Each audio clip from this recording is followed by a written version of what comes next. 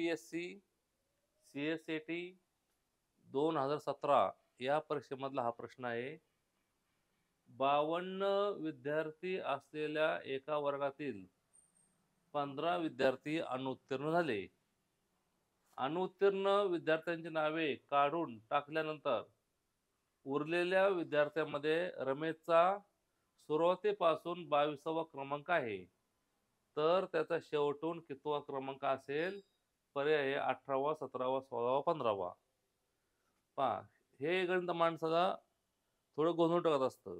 पहा आता कसं, एकूण विद्यार्थी किती आहेत? 52. त्यातले 15 विद्यार्थी अनुत्तीर्ण झाले आणि शिवाय त्यांना काढून टाकलं. म्हणजे 52 विद्यार्थ्यांमधून 15 विद्यार्थी निघून गेले. एकूण विद्यार्थी किती होते? 52. त्यातले 15 विद्यार्थी निघून गेले. 12 5 गेले 6, 4 गेला 3, 37. म्हणजे एकूण 37 विद्यार्थी शिल्लक राहिले. 52 मधून 15 विद्यार्थी निघून गेले, राहिले 37. आता हे जे 37 विद्यार्थी आहे की नाही, त्या 37 विद्यार्थ्यांमध्ये रमेशचा नंबर आहे 22वा. म्हणजे रमेश हा 22 नंबरचा विद्यार्थी आहे पहिल्यापासून.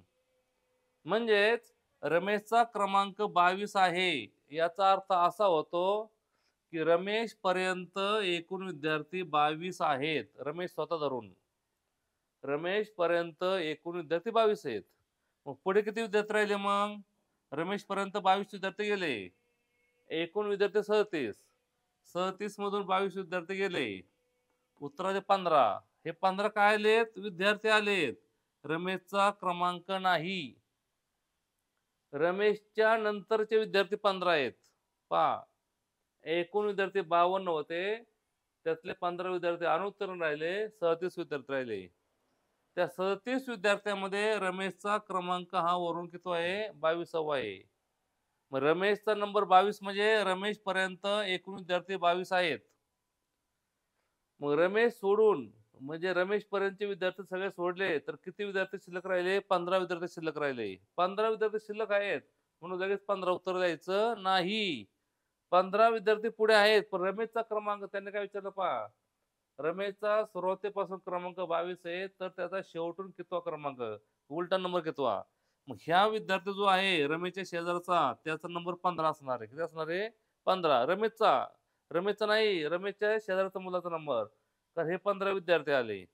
मग हे विद्यार्थी 15 आल्यामुळे जो रमेशला शेजारी आहे त्याचा नंबर 15वा असणार आहे, कारण हे 15 विद्यार्थी आहेत. मग रमेश किती असणार आहे? तर 16वा. म्हणजे खरा पर्याय कोणता आहे?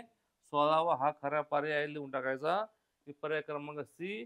एकूण विद्यार्थी 52 होते, त्यातले 15 विद्यार्थी अनुत्तीर्ण राहिले, 37 राहिले. 37 मध्ये रमेश 22वा आहे. रमेश 22वा गेले 22, राहिले 15 विद्यार्थी. मग शेवटचा विद्यार्थी इकडून खालून हा विद्यार्थी 15वा आहे. मग रमेश हा विद्यार्थी 16वा आहे. असा हा हिशोब करत असतो.